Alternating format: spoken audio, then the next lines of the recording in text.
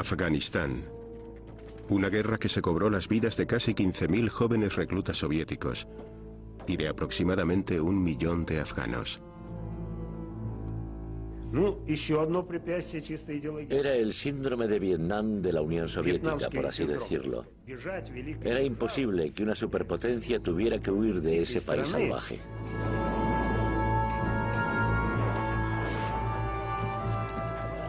Los Estados Unidos proporcionaron armas valoradas en miles de millones de dólares a unos insólitos aliados, los fundamentalistas islámicos. Es absolutamente cierto que esta fue una guerra que se luchó con nuestro oro, pero con su sangre.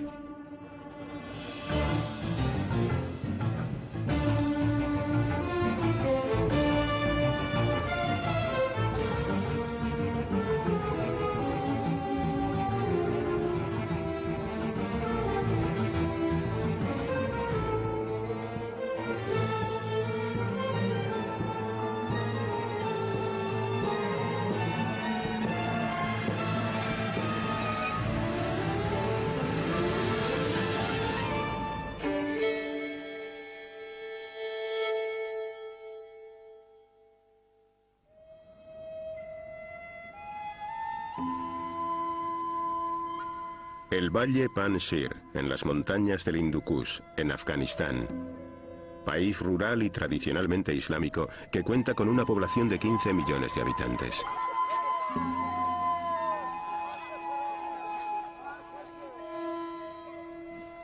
Las naciones extranjeras han intentado conquistarlo durante siglos. Ninguna lo ha conseguido.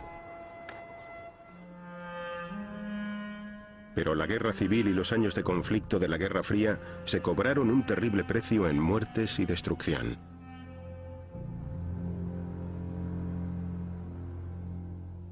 En la década de los 70, Afganistán se convirtió en el centro de la rivalidad entre superpotencias.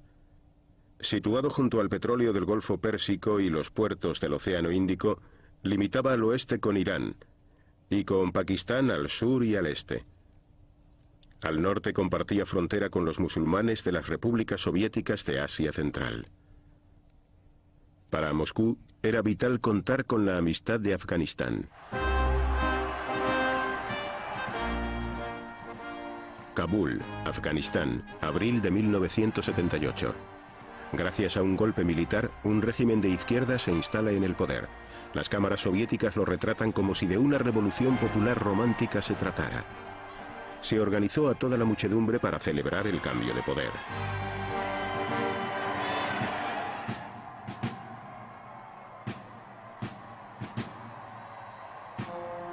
Nur Mohammad Taraki, nuevo dirigente de Afganistán, se dirigió a la Unión Soviética buscando su ayuda. Moscú envió cientos de consejeros soviéticos para promover el socialismo.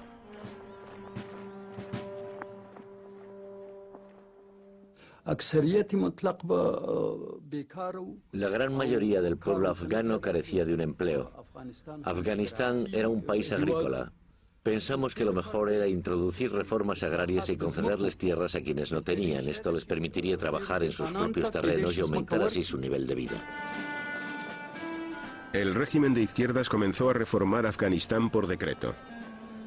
Despojó a los terratenientes de sus terrenos y se los entregó a los campesinos que los trabajaban.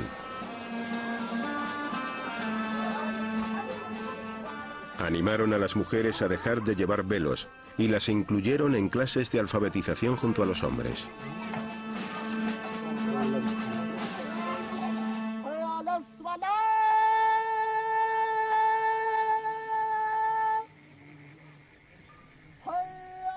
En el medio rural, las reformas se veían como una amenaza para las antiguas costumbres y para la autoridad de los sacerdotes islámicos, los mulás.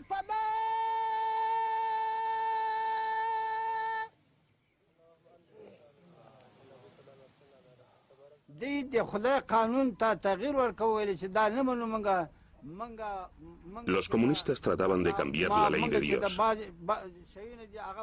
Querían destruir las tradiciones islámicas para librar al país de la pobreza y hacer que todos fuéramos iguales. Esto va contra la ley del Islam. Dios ha decidido quién es rico y quién pobre. Y los comunistas no pueden cambiarlo. Eso es inimaginable. Con el fin de contrarrestar los esfuerzos comunistas para difundir su nueva doctrina, quienes se oponían a las reformas incendiaron escuelas y universidades. Miles de afganos huyeron a Pakistán para evitar el caos revolucionario. La resistencia crecía en todo el país.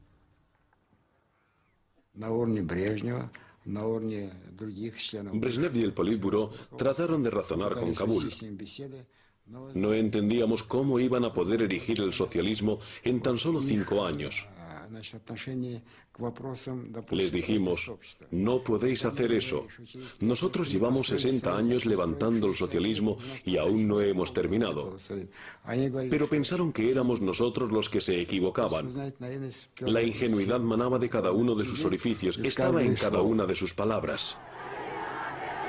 En el vecino Irán, multitud de habitantes respondieron al llamamiento de la resistencia afgana para llevar a cabo una yihad, o guerra santa, contra los impíos comunistas.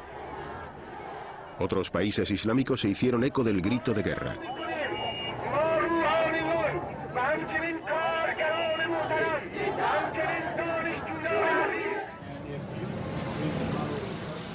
En Washington, el consejero de Seguridad Nacional Zbigniew Brzezinski estaba convencido de que el régimen izquierdista que gobernaba en Afganistán era una amenaza de vital importancia.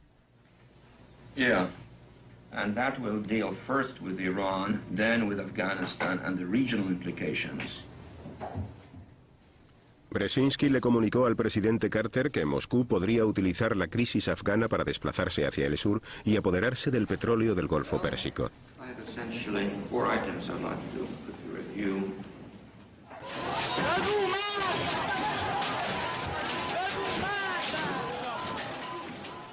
Brzezinski temía por la estabilidad de la región y sus miedos adquirieron consistencia cuando las manifestaciones masivas que tuvieron lugar en Teherán finalizaron con el derrocamiento del Shah de Irán.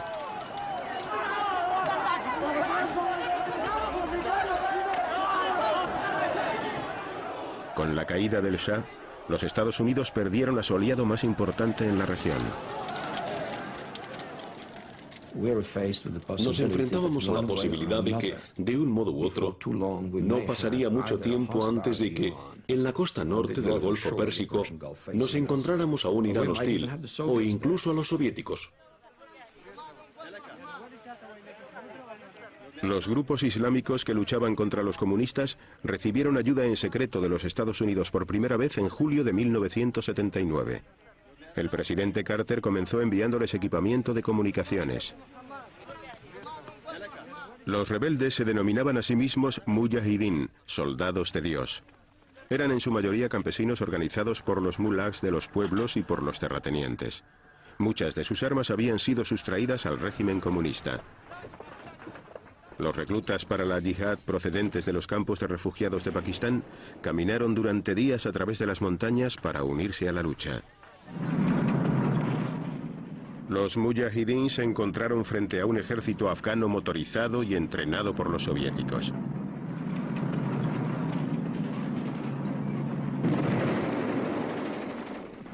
Las películas soviéticas mostraban una fuerza de lucha altamente motivada. Pero lo cierto es que todos los meses desertaban miles de soldados. Kabul le suplicó a Moscú que enviara tropas soviéticas. En el Kremlin, los dirigentes soviéticos se reunieron en repetidas ocasiones para discutir sobre la crisis afgana. Cuando la turba masacró a los consejeros soviéticos y a sus familias, la petición de Kabul de recibir tropas soviéticas alcanzó una posición prioritaria en la agenda. Los afganos querían que introdujéramos un contingente limitado de tropas soviéticas para salvaguardar las bases militares. Ellos solos no podían con los mujahideen. En un primer momento se habló de un batallón, luego de una brigada. Ellos seguían insistiendo y presionándonos para que les enviáramos tropas soviéticas, pero nosotros nos negamos una y otra vez. El presidente Taraki tenía un primer ministro aparentemente leal, Hafizullah Amin. Amin era el hombre fuerte del régimen. A pesar del descontento reinante, estaba decidido a seguir adelante con las reformas. Amin puso en marcha una campaña de terror. Ordenó detener a sus oponentes y los asesinó. Le dije a Amin que sus políticas eran demasiado duras y que terminarían volviendo a la población musulmana contra él, como sucedió con las reformas agrarias que no tuvieron en cuenta las tradiciones afganas. Pero él solía replicarme: ¿acaso Stalin hizo la revolución con guante blanco? El presidente afgano Taraki voló a Moscú para discutir con el líder soviético Leonid Brezhnev cómo frenar los excesos de Amin.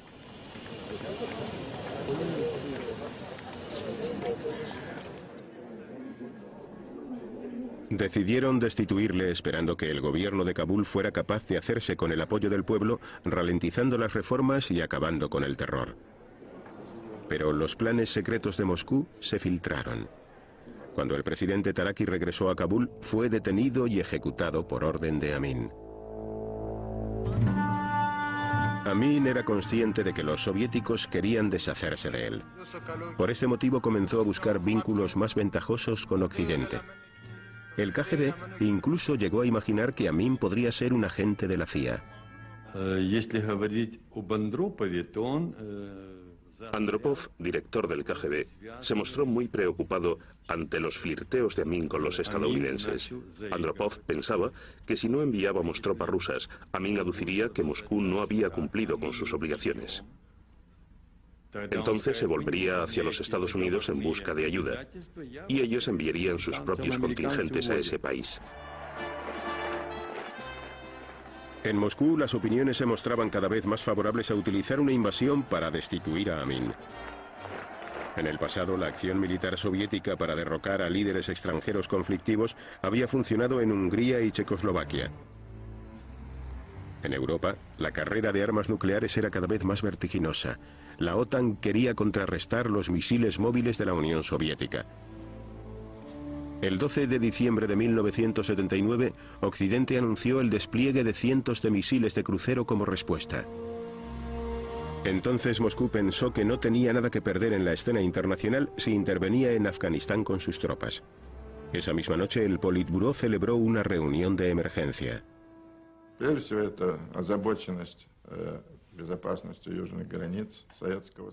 Nuestra mayor preocupación era la seguridad de las fronteras del sur de la Unión Soviética.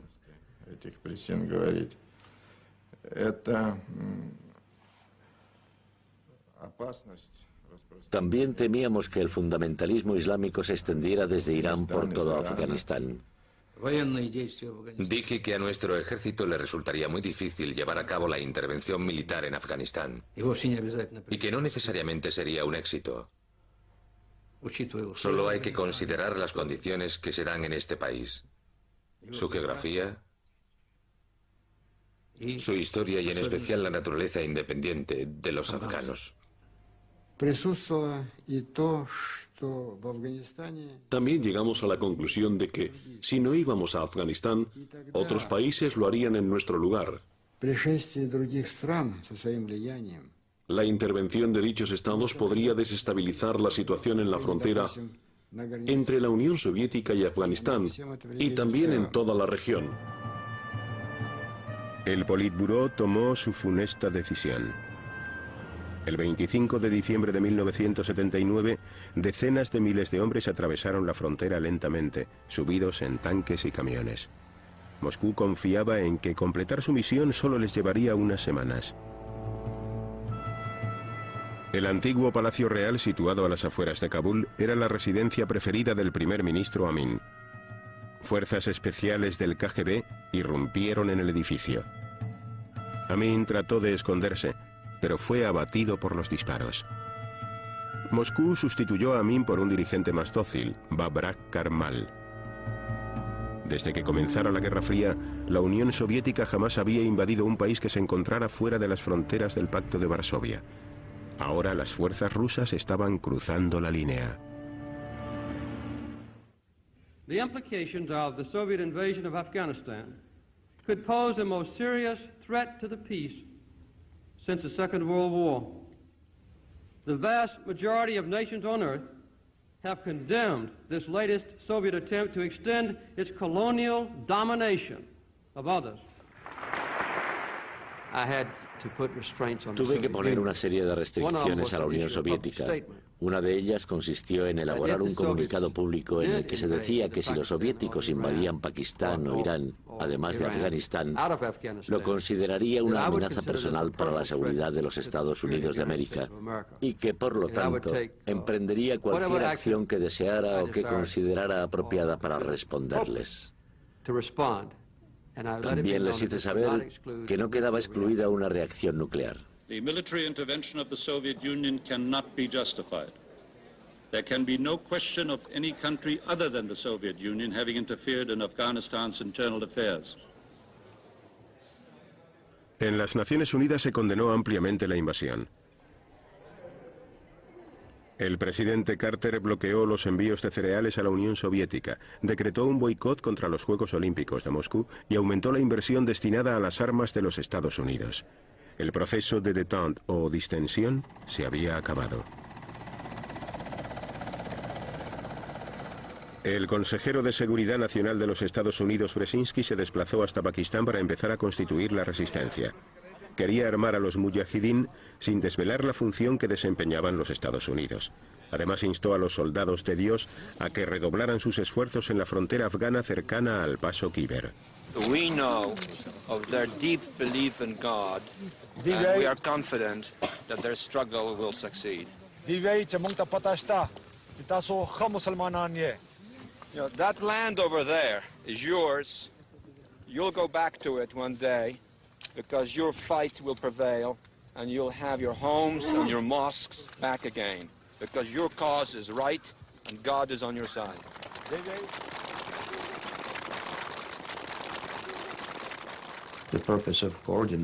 La finalidad de esta colaboración con los pakistaníes era abrir una brecha en las fuerzas soviéticas que sangrara abundantemente durante el mayor tiempo posible.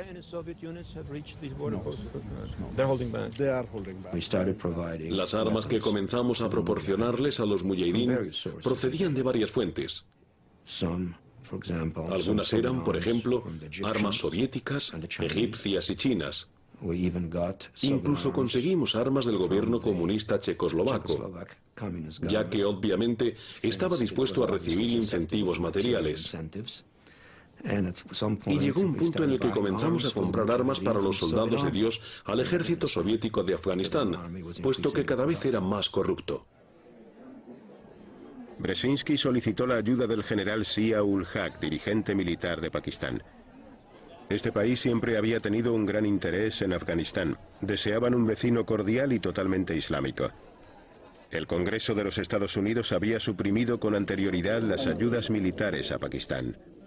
Las referencias del general Zia en lo que a los derechos humanos se refiere no eran buenas. Estaba construyendo una bomba nuclear y había fracasado en su intento de detener el tráfico de drogas. En esa ocasión, los estadounidenses dejaron de lado su descontento. Creo que con respecto a Pakistán teníamos una dualidad de criterios.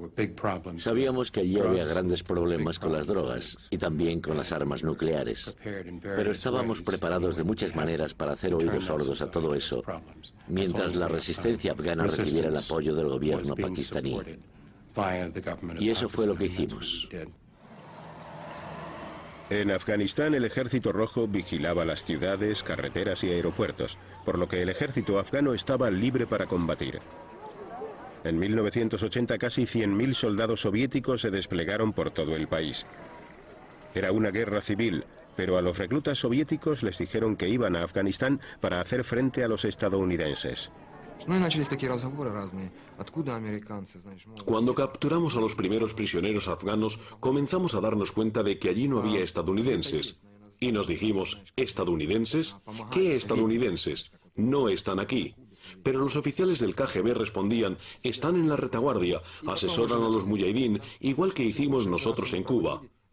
Quizás les estén enseñando a luchar, pero cuantas más operaciones llevábamos a cabo, más conscientes éramos de que los estadounidenses no estaban allí. En contra de sus deseos, los soviéticos pronto se vieron arrastrados al combate. Comenzaron con el modelo de ofensivas de avance, concebidas para derrotar a la OTAN en Europa y a las tropas chinas en Manchuria. En los terrenos montañosos contra los combatientes de la guerrilla, su aproximación fue un desastre. Yo diría que el bando soviético ganó un 99% de todas las batallas que se libraron en Afganistán. El problema radicaba en que al día siguiente nos encontrábamos con la misma situación que si no hubiera tenido lugar una batalla. Los mujahidín estaban de nuevo en el pueblo donde pensábamos haberlos destruido el día antes. Era una guerra totalmente inútil. I, Ronald Reagan, do solemnly swear that I will faithfully execute the office of President of the United States. That I will faithfully execute the office of President of the United States. Ronald Reagan, ferviente anticomunista, ganó las elecciones de 1980 con la imagen de un liderazgo lleno de fuerza y con la promesa de reconstruir el poder militar de los Estados Unidos. A muchos estadounidenses la política exterior de Carter les había parecido bastante endeble. Reagan aumentó las ayudas a los rebeldes afganos.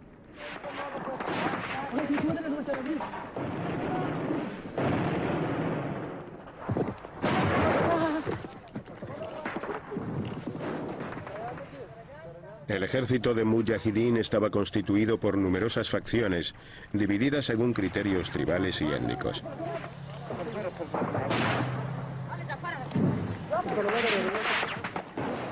Cuando los mujahidín no luchaban contra los soviéticos, combatían entre ellos mismos.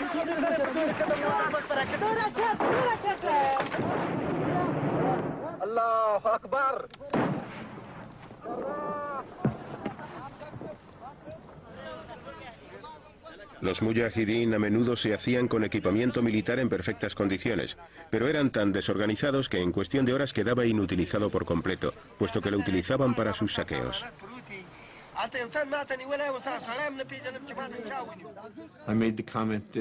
Comenté que la palabra gratitud en el diccionario afgano se encontraría en algún lugar entre dame y tengo.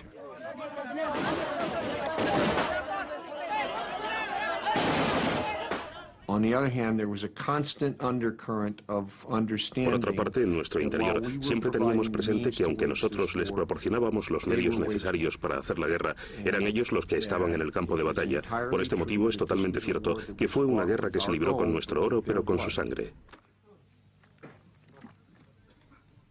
La administración Reagan aumentó sus envíos secretos de provisiones militares a los mujahidín. El dinero y las armas les llegaban a través de los campos de Pakistán.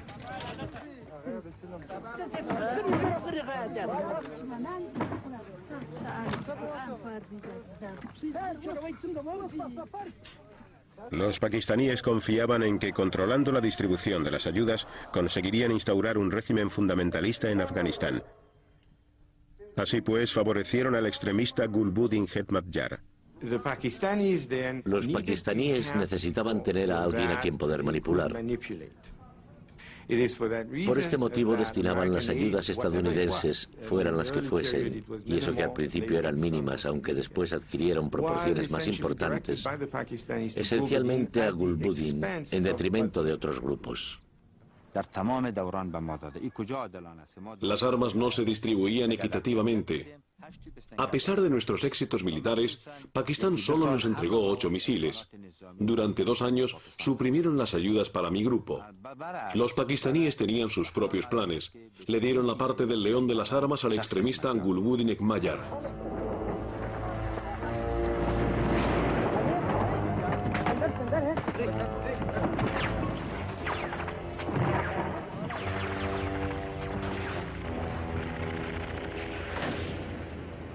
En el interior de Afganistán la guerra civil crecía en violencia.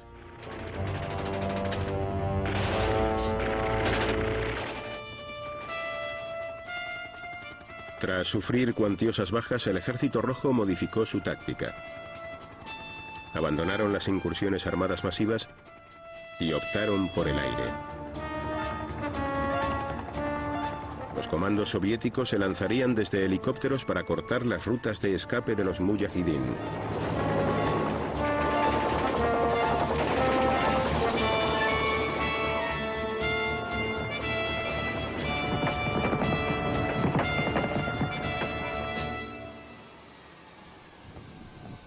Mientras seguían distribuyéndose cada vez más armas en todo Afganistán, las Naciones Unidas buscaban una solución diplomática al conflicto.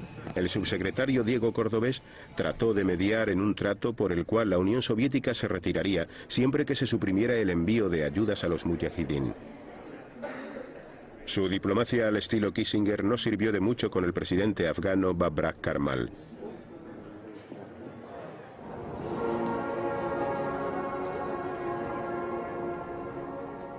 Moscú, noviembre de 1982. Después de permanecer 18 años en el poder, Brezhnev fallece.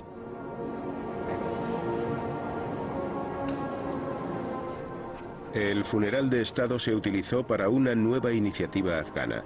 Tras la ceremonia, Yuri Andropov, el nuevo presidente soviético, informó al ministro de Asuntos Exteriores de Pakistán que era posible que la Unión Soviética aceptara el plan de las Naciones Unidas. Pero los estadounidenses no confiaban en Andropov. Nunca consideramos la posibilidad de que los soviéticos realmente se retiraran de Afganistán y negociaran su salida de este país. Su proposición no pareció creíble porque no pensábamos que estuvieran dispuestos a llevarla a cabo. De manera que, naturalmente, cuando hablamos con los pakistaníes, les presionamos para que a su vez continuaran con la presión. The Bible tells us there will be a time for peace, but so far this century mankind has failed to find it. Los Estados Unidos y Pakistán no estaban preparados para llegar a un acuerdo con Moscú.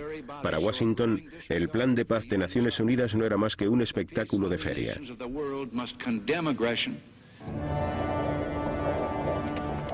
Las fuerzas aéreas soviéticas estaban ahora bombardeando indiscriminadamente todo el territorio de Afganistán.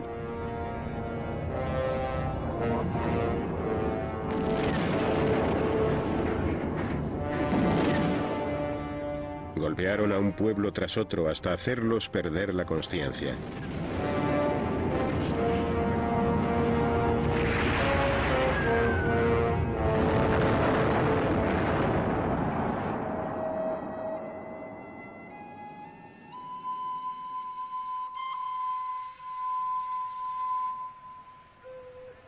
El 8 de abril de 1985, durante un ataque rutinario, los pueblos de Kats y Mindrawar, situados en la carretera que comunicaba Kabul con Jalalabad, fueron bombardeados y posteriormente invadidos por las tropas soviéticas. Los soviéticos destruyeron todo el pueblo. Es imposible contar a cuántas personas mataron. A los hombres los sacaron a rastras de sus casas y los enviaron al ejército afgano. Pusieron a un lado a todos los que se negaron y luego los dispararon. Fueron masacrados.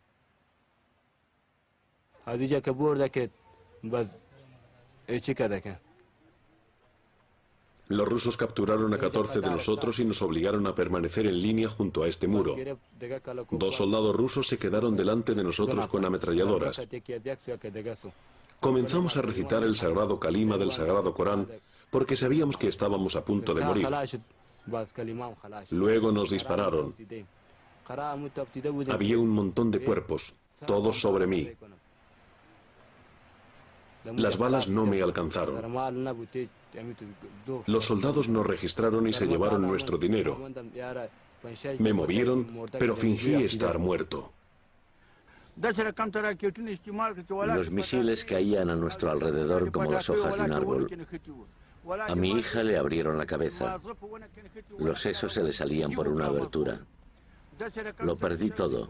A mis primos, sobrinos, los mataron a todos. A mi esposa, a mis 4 hijos.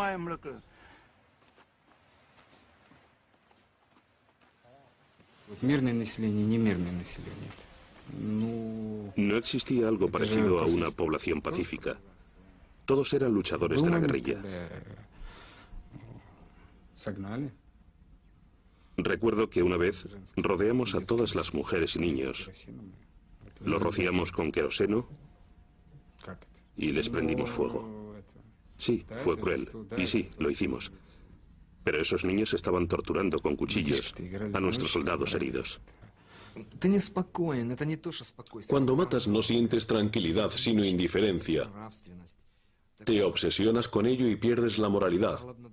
Te conviertes en una persona de sangre fría y tu corazón cada vez es más duro porque te encuentras ante algo que no te gusta hacer. Un joven soldado podía matar solo para probar su arma, o porque sintiera curiosidad por saber cómo es el interior de un ser humano, o qué hay dentro de una cabeza rota.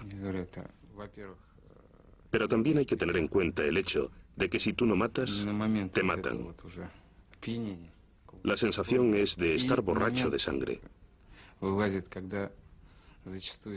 Muchas veces uno mata por aburrimiento, o porque piensa que hacerlo es como cazar conejos.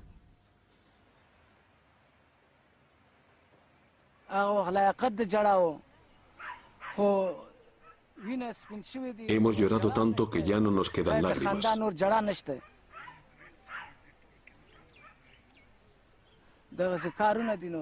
Y aunque lo hagamos, ¿quién nos las enjugará?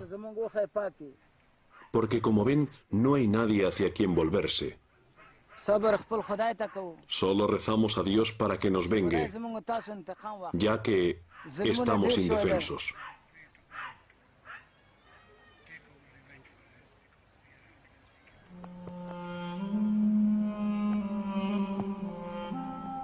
En los pueblos de Kats y Mindrawar, 72 mujeres y niños fueron masacrados.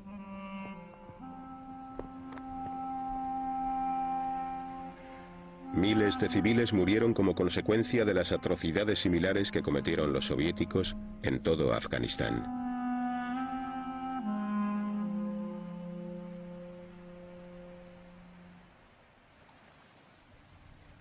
Los mujahidín también tenían a sus espaldas sus propios crímenes de guerra. A menudo ejecutaban a los prisioneros afganos y soviéticos a sangre fría.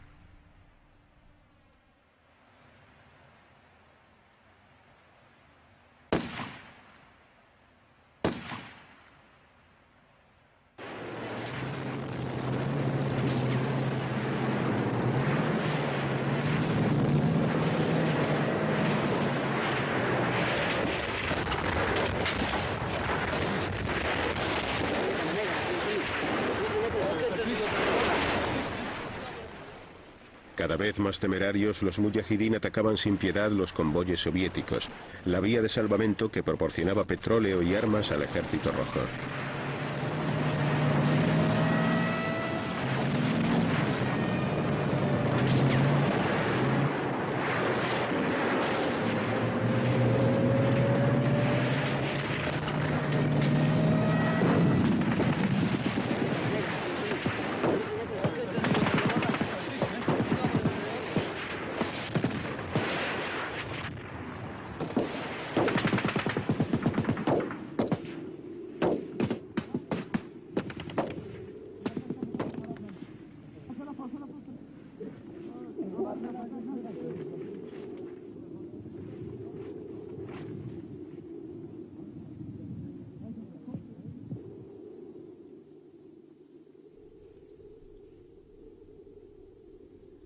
El precio en muertos que los soviéticos tuvieron que pagar aumentó hasta alcanzar las 2000 víctimas en un año.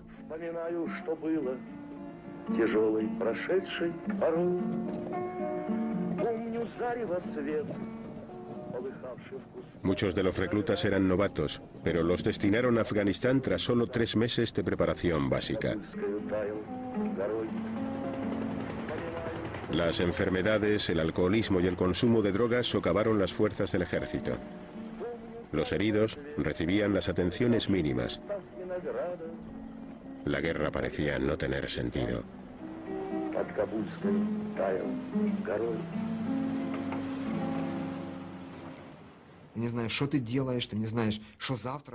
No sabes lo que estás haciendo. No sabes lo que ocurrirá mañana. Puede que mueras. ¿Pero por el bien de qué? ¿Por un sistema que te miente? ¿Por un sistema que convirtió a mi padre y a todos nuestros familiares en alcohólicos? Y de golpe te das cuenta de que te han educado en un sistema que solo genera maldad. Y lo único que quieres es escapar de él, pero no sabes a dónde huir. Solo te queda una esperanza, comerte medio kilo de opio, irte a dormir y no despertar jamás. Солдаты дружественных армий. Их часто можно видеть рядом, и в минуты отдыха, и в бою. и в День добровольного труда, Хашара, как его здесь называют. Мы побывали на одном из таких дней, когда воины участвовали в строительстве новых корпусов детского дома Ватан, Родина. Ибо советский воин не только защитник, но и созидатель. Немало народно-хозяйственных объектов Демократической Республики Афганистан было сооружено. La propaganda se repetía a diario en la prensa soviética. Los veteranos que regresaban de allí comenzaron a revelar la verdadera función que desempeñaban las tropas rusas. Pero los lectores de prensa soviéticos buscaron en vano noticias precisas. Básicamente el público soviético estaba totalmente desinformado. Los soldados soviéticos no habían ido a una guerra. Según la propaganda, estaban construyendo escuelas, guarderías, carreteras y vigilando las caravanas que transportaban comida. Eso era todo.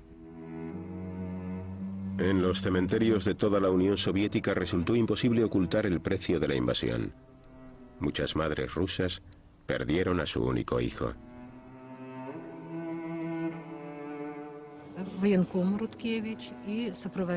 Un oficial militar vino a verme y me dijo: trate de ser valiente. Su hijo ha muerto.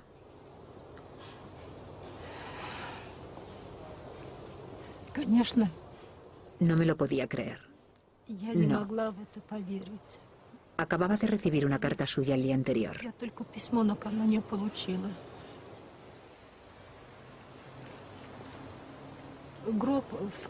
No intenté abrir el féretro. Mi hermano quería hacerlo, pero no nos lo permitieron.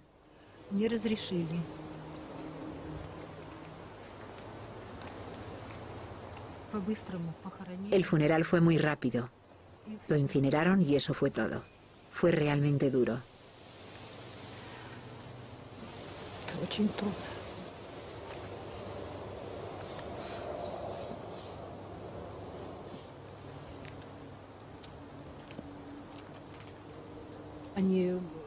No me permitieron grabar en su lápida que había fallecido en Afganistán.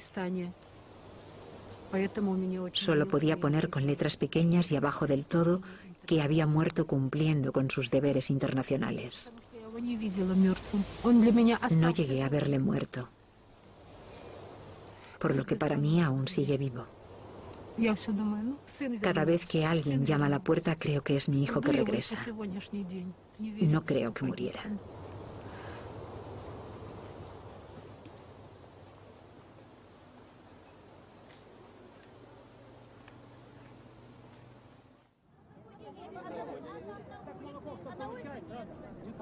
En marzo de 1985, un nuevo líder lleno de energía subió al poder en el Kremlin.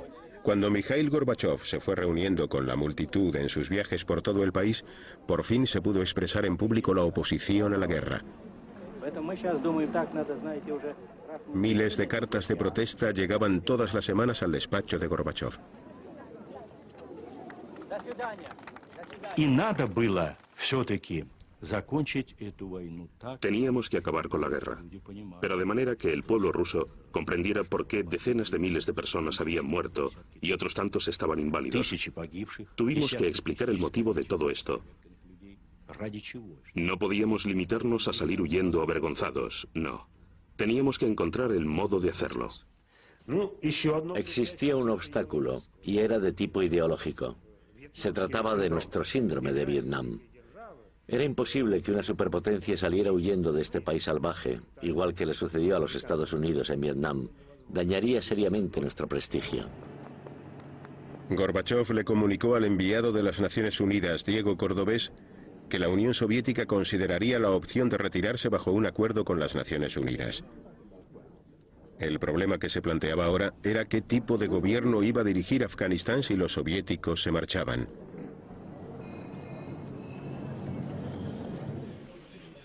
Confiando en que los Estados Unidos y Pakistán aceptaran una coalición amistosa con Moscú, Gorbachev escogió a un nuevo líder afgano, Mohammad Najibullah. Gorbachev le dio instrucciones a Najibullah para que entablara conversaciones con los mujahidín, con el fin de constituir un gobierno afgano de reconciliación nacional.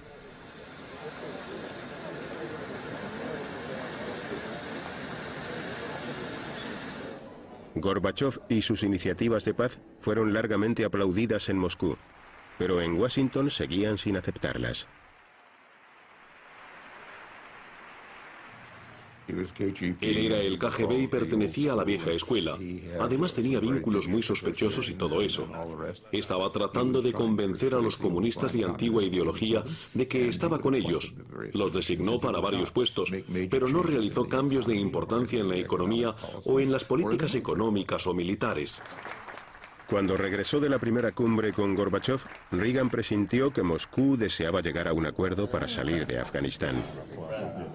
Pero los estadounidenses más radicales clamaban venganza por lo sucedido en Vietnam. Reagan cedió a las presiones del Congreso e instó a los mujahidín a luchar por la victoria. Realmente no fue hasta el periodo comprendido entre el año 83 y el 85 que las fuerzas en Washington se dijeron a sí mismas: sí, podemos ganar esta guerra. De ahora en adelante, no vamos a enviar armas por valor de 16.000 millones de pesetas al año, sino por valor de 160.000 millones. Para combatir la supremacía soviética en el aire, los Estados Unidos decidieron probar su último misil, el Stinger.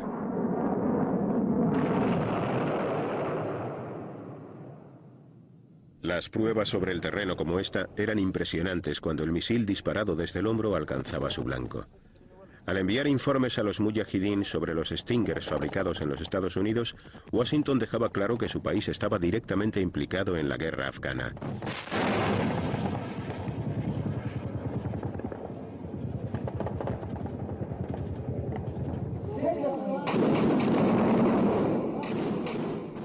Espoleados por el aumento de ayuda estadounidense, los mujahidín se opusieron a un acuerdo de paz concertado que permitiría la retirada de las tropas soviéticas, pero que dejaría en el poder al régimen de Kabul.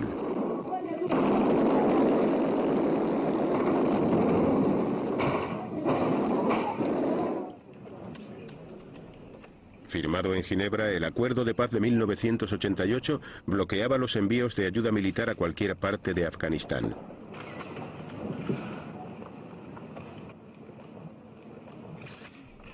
Ambas superpotencias ignoraron la prohibición. Los suministros de armas continuaron llegando.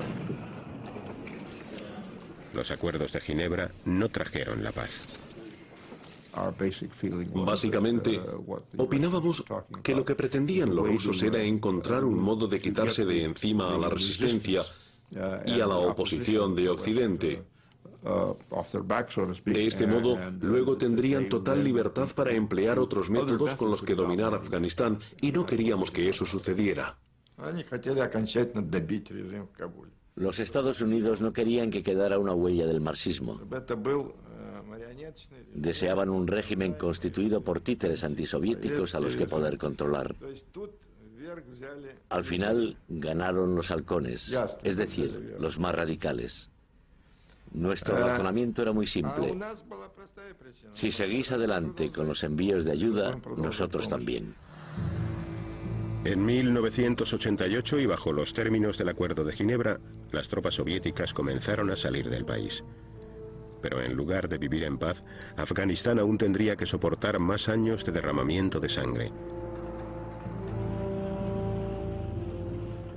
Las luchas entre grupos fundamentalistas islámicos rivales siguieron destruyendo el país mucho después de que terminara la Guerra Fría.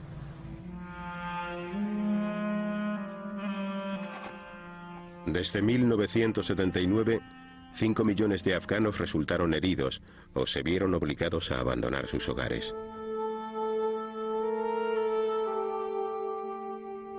Casi 15.000 soldados soviéticos fueron asesinados.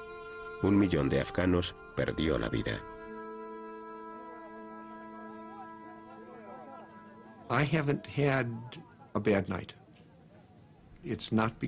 No he pasado una mala noche. Y no es porque no sienta o no entienda toda la agonía que acompaña a la guerra. Es solo que ha sido una contribución al final de lo que de otro modo era un mal que infligiría otro tipo de dolor a tantas y tantas personas, por lo que sopesándolo ha merecido la pena. El pueblo afgano se había convertido en la principal víctima. Ahora luchaban unos contra otros. Por supuesto, tenían una multitud de razones internas para hacerlo. Pero a la vez es a causa de un legado que comenzó en la década de los 70, por lo que luchan los unos contra los otros, con armas estadounidenses y soviéticas.